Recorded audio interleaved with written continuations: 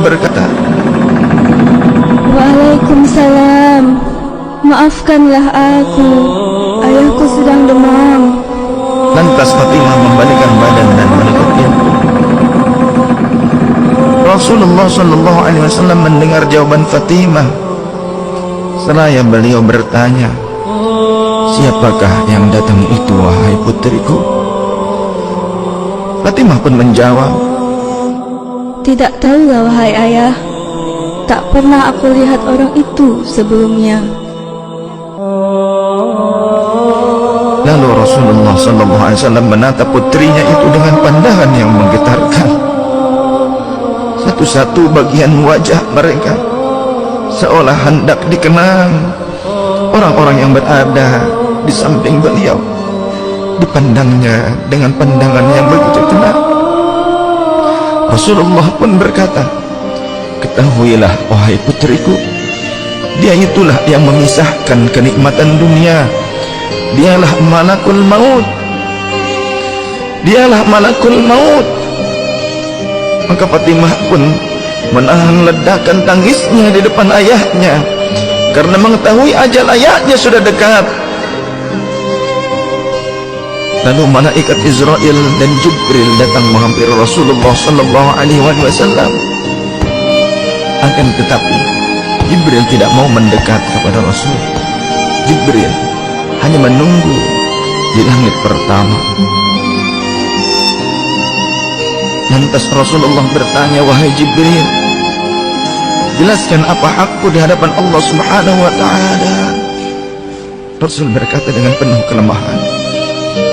Lantas malaikat Jibril pun berkata, Ya Rasulullah, pintu-pintu langit telah terbuka. Para malaikat telah menanti kedatanganmu. Semua pintu surga telah terbuka lebar menanti kedatanganmu, wahai kekasihku. Namun kata Jibril tidak membuat Rasulullah Sallallahu Alaihi Wasallam.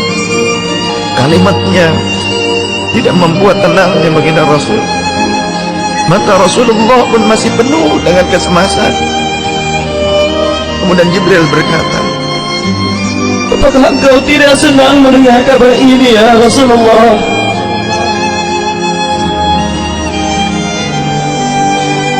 Kemudian Rasul pun berkata, kabarkan kepadaku bagaimana nasib umatku kelak, wahai Jibril. Lalu Jibril menjawab, jangan khawatir ya Rasulullah. Aku telah mendengar Allah telah berfirman kepadaku, kuharamkan surga bagi siapa saja kecuali umat Muhammad telah berada di dalamnya. Detik-detik wafat Rasulullah semakin mendekat, dan tibalah saatnya malaikat Israel menjalankan tugasnya. Perlahan-lahan ruh Rasulullah Sallallahu Alaihi Wasallam ditarik dari tubuhnya. Tampak seluruh tubuh Rasulullah bersimpah peluh. Urat-urat leher baginda Rasul menegah pada saat itu. Manusia termulia merasakan sakaratul maut. Perlahan-lahan Rasulullah Sallallahu Alaihi Wasallam pun mengadu merasakan rasa sakit itu. Dan Rasulullah berkata, wahai Jibril, betapa sakitnya sakaratul maut ini. Rasul berkata dengan begitu lirih. Fatimah pun memejamkan matanya, tak sanggup memandang ayahnya. Sedangkan Ali di sampingnya menundukkan pandangan semakin dalam. Dan ternyata Jibril pun memalingkan mukanya, tak mampu memandang Rasulullah Sallallahu Alaihi Wasallam.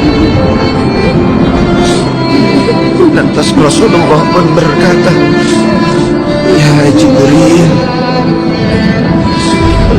jika engkau melihatku hingga kau palingkan wajahmu dariku, hai Jibril. Lantas Jibril pun menjawab, siapakah yang sanggup melihat kekasih Allah di depan ajalnya, ya Rasulullah?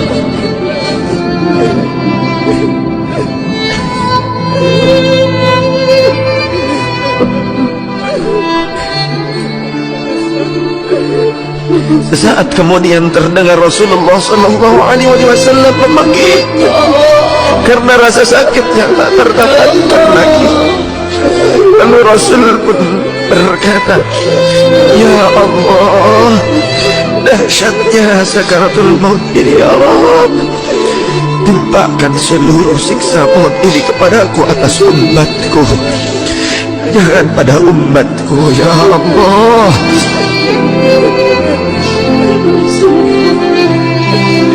Rasulullah memperjuangkan kita. Badan Rasulullah mulai dingin dan lemah. Kaki dan dadanya sudah tidak bergerak lagi pada saat itu. Menegang seluruh urat-urat beliau. Bibirnya bergetar seakan hendak membisikkan sesuatu. Maka bergegaslah Ali radhiyallahu anhu mendekatkan telinganya ke bibir Rasulullah sallallahu alaihi wasallam. Lalu Rasulullah membisikkan, "Usikum bis-shalah, usikum bis-shalah, usikum bis-shalah, wa ma malakat aymanukum." Peliharalah salat. Aku wasiatkan kepada kalian agar kalian menjaga salat. Jagalah salat oleh kalian dan peliharalah orang-orang yang lemah di sekeliling kalian. Rasulullah masih mengingat kita. Di luar rumah saat itu terdengar tangisan dari para sahabat yang bersautan. Sahabat saling berpelukan. Fatimah radhiyallahu anha menutup wajahnya dengan tangannya, dan Ali pun kembali mendekatkan dirinya kepada Rasulullah sallallahu alaihi wasallam yang mulai kebiruan. Lantas Rasulullah berkata,